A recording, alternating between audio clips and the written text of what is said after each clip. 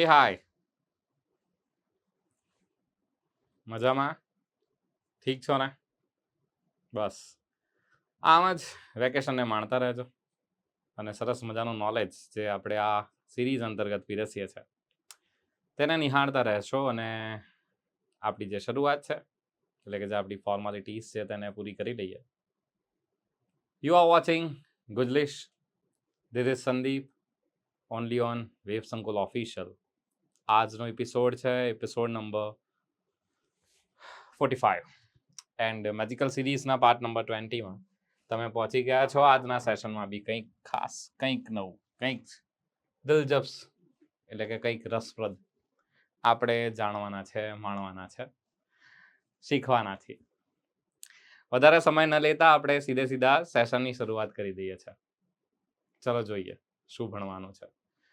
પરંતુ એક પહેલા વેબસંકુલ અવારનવાર તમારી માટે અવનવા સરસ મજાના ભરતી પરીક્ષાઓને ધ્યાનમાં રાખીને પુસ્તકો લોન્ચ કરતું રહે છે અને તેના અંતર્ગત એક પુસ્તક વિશે આજે હું તમને માહિતી આપવા માંગીશ. પુસ્તકનું નામ છે વનસારથી અને એનું ટાઇટલ એટલે કે એનું જે ટાઇટલ છે, પુસ્તકનું ટાઇટલ તમે જોઈ શકો છો, તમારી સ્ક્રીન સમક્ષ આપેલું છે. આ પુસ્તક તમે વિધાઉટ કુરિયર ચાર્જીસ એટલે કે તમને કોઈ પણ પ્રકારના કુરિયર ચાર્જીસ નહીં લાગે તેનાથી મંગાવી શકો છો.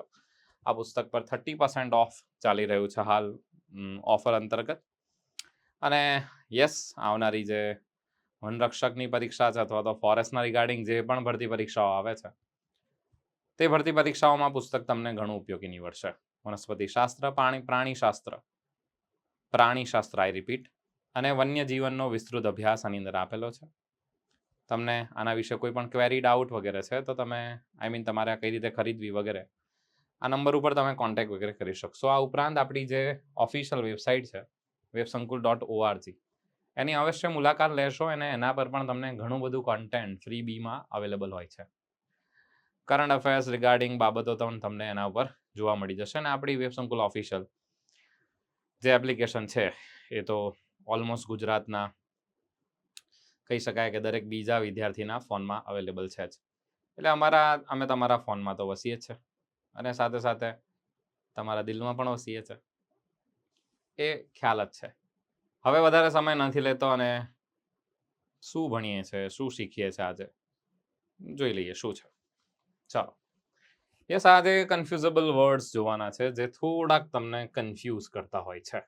અગાઉ આવા શબ્દોની ચર્ચા કરી ચૂક્યા છે, પરંતુ આજે થોડાક નવા શબ્દ રજૂ કરવાની કોશિશ કરી છે તમારી સમક્ષ. અને આને હોમોનિમ્સ, હોમોફોન્સ પણ તમે કહેતા હો છો. અને બંને શબ્દને ધ્યાનથી જોજો.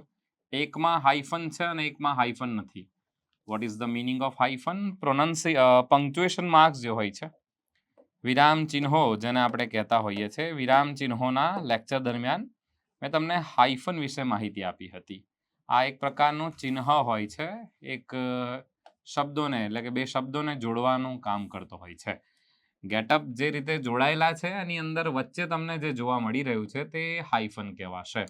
સાહેબ, ડેશ કોને કહેવાય છે? ડેશની સાઇઝ આના કરતાં થોડીક વિશાળ હોય છે, મોટી હોય છે. તમે આ શબ્દ જોયો હશે, સાંભળ્યો પણ હશે. ગેટઅપ એટલે કે જેને આપણે જનરલ અપીયરન્સ પણ કહીએ છીએ. નથી કહેતા શું ગેટઅપ શું ધારણ કર્યો છે, તમારું ગેટઅપ બહુ સારું છે. જનરલ અપીયરન્સ જેને કહેવાય છે.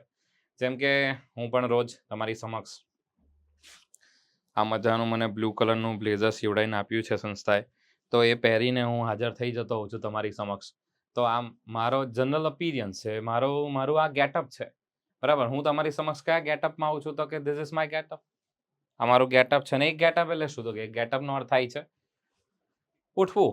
નોર્મલી આપણે સાદા વર્તમાન કાળની વાક્ય રચનાઓ ભણીએ ને એમાં એક વાક્ય રચના આવતી હોય છે, હી ગેટ્સ અપ અથવા તો I get up early in the morning. આ રેગ્યુલર ક્રિયા છે અને આપણે સાદા વર્તમાન કાળમાં રજૂ કરતા હોઈએ છીએ. ગેટઅપ એટલે ઉઠવું થશે, રાઈસ જેને કહેવાય છે. એના પછી જોઈએ હોડ અને હોડ. બંનેનું પ્રોનાઉન્સિએશન સેમ છે, પરંતુ બંનેના મિનિંગ અલગ અલગ છે, સ્પેલિંગ પણ જુદા જુદા છે. ધ્યાનથી જોઈ લેજો. હોડનું સ્પેલિંગ HOARD થશે અને આનો અર્થ ભેગું કરવું થાય છે, એકઠું કરવું કે એકત્રિત કરવું પણ થાય છે. એકઠું કરવું અથવા તો તમે એકત્રિત કરવું પણ કહી શકો છો. અને ભેગા કરવા માટે આ શબ્દ આપણે વાપરતા હોઈએ છીએ, એકત્રિત કરવું. ગુજરાતીમાં મારો હાથ થોડો તંગ છે, જોડણી તમારે જોઈ લેવાની છે, વસ્તુઓ સમજવાની છે તમારે. જોડણી વગેરે હું ભણાવતો નથી. ભાષા મારી અંગ્રેજી છે, જે હું ભણાવી રહ્યો છું, તમને અત્યારે શીખવાડી રહ્યો છું તે. એના પછી વાત કરીએ હોડની, તો આ હોડ જે તે ગેંગ રજૂ કરે છે. ગેંગ એટલે શું? તો સાહેબ જે વ્યક્તિઓ નોટોરિયસ છે, નોટોરિયસ એટલે તો કે તોફાની તત્વો જેને કહીએ છે, રોબર્સ છે, ડકેટ્સ છે, આ બધાના સમૂહને હોડ કહેતા હોઈએ છે. એક જગ્યાએથી બીજી જગ્યાએ જતી, રખડપટ્ટી કરતી જે ટોળકી છે, એના માટે પણ આ શબ્દ હોડ નામનો શબ્દ વપરાતો હોય છે. Let's see another one. જોઈએ હવે. એક આ શબ્દ છે મેન, અને આ છે મેન. મેન ઈ થોડું લિટલ પ્રોનાઉન્સ થશે, આની અંદર ઈ નો ઉચ્ચાર આપણે નથી કરતા. Man, man. મેન નો અર્થ થાય છે, નથી કહેતા મેન. મેન માણસ કોણ છે? મેન માણસ આ જોઈ રહ્યા છીએ, આ મેન માણસ છે. આ ચાવડાજી મેન માણસ છે. ચાવડાજી કમેન્ટ પહેલા આવી જાય છે. તો ચાવડાજી હે હાય કમેન્ટ સેક્શનમાં લખી દેજો. દરેક લેક્ચરની અંદર જે લોકો ખાસ લેક્ચરમાં કમેન્ટ કરતા હોય છે, હું દરેક કમેન્ટ વાંચતો હોઉં છું, ખાસ કરીને જોતો હોઉં છું કોણ સૌથી પહેલા કમેન્ટ કરે છે, કોણ સેશનને માણી રહ્યું છે, કોણે શું નોટિસ કર્યું છે. બહુ ચીવટભરી રીતે જે ચાવડા સાહેબ છે આપણા, એ લેક્ચરને બહુ સારી રીતે જોતા હોય છે. તો તમારા માટે મેં હાય કહી દીધું છે આજે. આ રીતે અન્ય લોકો જે છે એ પણ કમેન્ટ કરતા રહેશો. કમેન્ટ જવા દો, સેશનને માણજો પહેલા, બરાબર? એના પછી ધેન તમે શું નોટિસ કર્યું, શું શીખ્યા, શું જાણ્યું, પાછા આવી જાઓ. મેઇન, ચીફ કે પ્રિન્સિપલ, મુખ્ય. મુખ્ય માટે આ શબ્દ વપરાતો હોય છે. ને એક મેઇન નો અર્થ થાય છે કેસર. કેસરી કે કેસર નથી કહેતા, કેસરી. યસ યસ યસ યસ સાહેબ, પેલો ડાડો કેસરી જેને કહીએ છીએ. સિંહના ગરદન ઉપર તમને વાળ જોવા મળે છે. આ વાળ ફક્ત સિંહના ગરદન ઉપર જ નહીં, પરંતુ ઘોડાના ગરદન ઉપર પણ તમને આ પ્રકારના વાળ જોવા મળતા હોય છે. અમુક પ્રકારના પશુ એવા છે કે જેમના ગરદન ઉપર તમને વાળ જોવા મળશે. તો આ વાળ જે છે એને મેન કહેતા હોઈએ છે. એમ એની જે શબ્દ છે તે વપરાતો હોય છે. અને એક મેન એટલે તો એ તો આપણે બધા જાણીએ છીએ સર. આ મેન એટલે માણસ પણ થાય છે અને પુરુષ પણ થાય છે. ચલો આગળ વધીશું અને નેક્સ્ટ જોઈએ પેર અને પેર. પેર, અ સેટ ઓફ ટુ, નથી કહેતા પેર છે, શૂઝની પેર છે, અલગ અલગ પ્રકારની પેર આપણે નથી કહેતા પેર સારી છે વગેરે વગેરે. અને આ પેર એટલે શું? તો કે આ પેરનો અર્થ થાય છે ટુ ટ્રીમ. ટુ ટ્રીમ એટલે શું? તો કે સાહેબ કાપવું. નખ હોય ને, નખ વધી ગયા હોય ને આપણે નથી કહેતા આને કાપી નાખો, ટ્રીમ કરી દો. હા, ટ્રીમ કરતા હોઈએ છીએ. દાઢી વધી ગઈ હોય તો આપણે એને પણ ટ્રીમ કરતા હોઈએ છીએ. તો એના માટે શબ્દ PARE પેર વપરાતો હોય છે. ઉચ્ચાર જોઈ શકશો કે ભાઈ ઓલમોસ્ટ સરખો છે, પરંતુ સ્પેલિંગ જુદા છે, મીનિંગ પણ જુદા છે. આવો આગળ જોઈએ વધારે બાબત. એક છે સ્ટેર અને બીજું છે સ્ટેર. આ સ્ટેર તો બધાને ખબર છે સર, ઘૂરવું. હા, લુક એટલે શું? તો કે લુક એટલે જુઓ થાય છે. વોચ એટલે તો કે વોચ એટલે ધ્યાનથી કોઈ વસ્તુ જ્યારે આપણે જોતા હોઈએ લાંબા સમય માટે. ફોર એક્ઝામ્પલ તમે ટીવી જોવો છો તો એને આપણે વોચિંગ ટીવી કહીએ છીએ. શા માટે? તો કે એક તો ધ્યાનથી જોવામાં આવે છે, અને બીજું ટીવી એ ચલચિત્ર છે. તમે મૂવી જોવા જાઓ તો એ ચલચિત્ર કહેવાતું હોય છે. ચલચિત્ર એટલે જે ચાલતું હોય એવું ચિત્ર. તો જે ચાલતું એવું ચિત્ર તમે જ્યારે જોવો છો એના માટે વોચ શબ્દ વપરાય છે. આઈ એમ વોચિંગ મૂવી થશે, આઈ એમ સીઈંગ મૂવી નહીં થાય, કે આઈ એમ લુકિંગ મૂવી નહીં થાય. લુકિંગ નો અર્થ થાય છે તમે એક નજરે જોઈ લો છો જે ચલચિત્ર, આઈ મીન જે ચલિત નથી તેવી બાબતો. એના પછી છે સ્ટેર. અને આ સ્ટેર તો સ્ટેરકેસ શબ્દ અમે સાંભળ્યો છે સાહેબ. સ્ટેરકેસ એટલે સીડીઓ થતી હોય છે. યસ, આ એટલે ધારીને જોવું થશે. ગુજરાતી હું કહી જ રહ્યો છું તમને, ધારીને જોવું. અને આનો અર્થ થતો હોય છે સ્ટેર એટલે સીડીઓ, જેને આપણે સીડીઓ કહીએ છીએ. સીડીઓ પરથી આપણે નથી સ્ટેરકેસ જેને કહેતા હોઈએ, સ્ટેપ્સ કહીએ છીએ. એના પછી છે શબ્દ વેકેશન. વેકેશન એટલે શું? તો કે હમણાં બધા માણી રહ્યા છો તે રિલેટેડ ટુ હોલિડેઝ, જે રજાઓ સાથે જોડાયેલું હોય છે. દિવાળી વેકેશન, સમર વેકેશન વગેરે વગેરે. વિન્ટર, ઘણાને વિન્ટર વેકેશન પણ મળે છે ક્રિસમસ વેકેશન તરીકે, જેને આપણે ઓળખતા હોઈએ છીએ. અને એના પછી છે વોકેશન.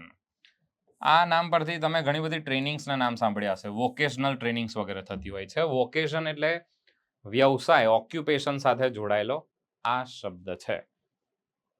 હજી છે? આવો. શેર. Share, share, share.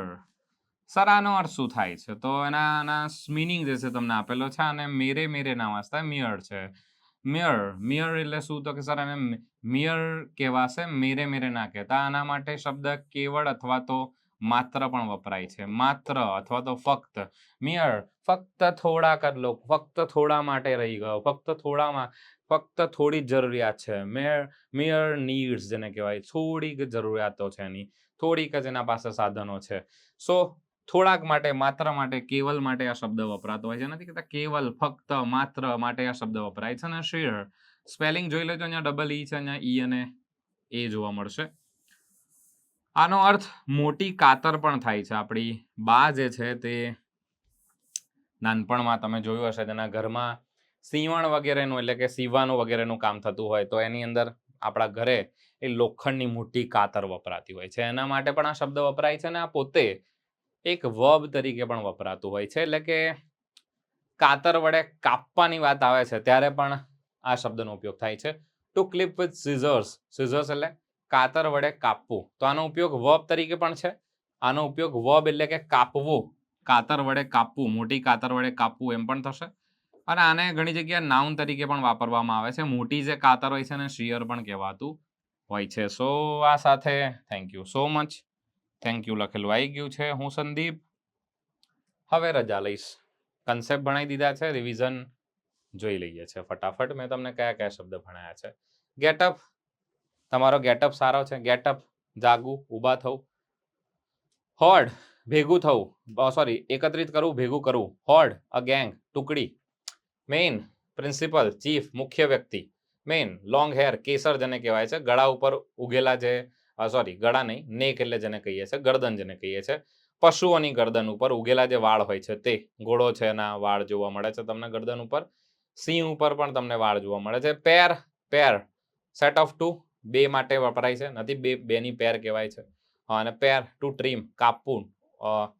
નેરિશ, એને આપણે શું કહેવાય છે, ફિનિશિંગ ટચ આપવો એવું પણ કહી શકાય છે. એટલું કોતરવું કહેવાય ને, એ પણ શબ્દ તમે એના માટે પેર માટે વાપરી શકો છો. સ્ટેર, સ્ટેર, સ્ટેર એટલે ધારી ધારીને જોવું, ટુ ગેસ થશે. અને સ્ટેર એટલે સીડી થાય છે. વેકેશન, વોકેશન સમજાઈ ચૂક્યો છો. એક છે રજા સાથે, તો બીજું છે વ્યવસાય સાથે. એના પછી છે શેર, થોડુંક, માત્ર, ફક્ત. શેર એટલે કે સિઝર્સ, મોટી કાતર અથવા તો કાતર વડે કાપવું, આના માટે વપરાતો શબ્દ છે. આ સાથે વધારે સમય નથી લેતો. સ્વાસ્થ્ય સાચવજો, બીજા કોઈનું નહીં પર ખાસ મમ્મી પપ્પા અને નાના બાળકોનું ખાસ ધ્યાન રાખજો. વડીલો જે છે એમનું પણ ધ્યાન રાખજો. વડીલોને મારા વંદન. તમારા માતા પિતા જે છે એમને પણ મારા વંદન. તમારા ઘરના નાના મોટા બધા ભૂલકાઓને ગુડ મોર્નિંગ અને હે બાય ફ્રોમ સંદીપ. જોતા રહો વેબ સંકુલ ઓફિશિયલ. જય હિન્દ, જય ભારત.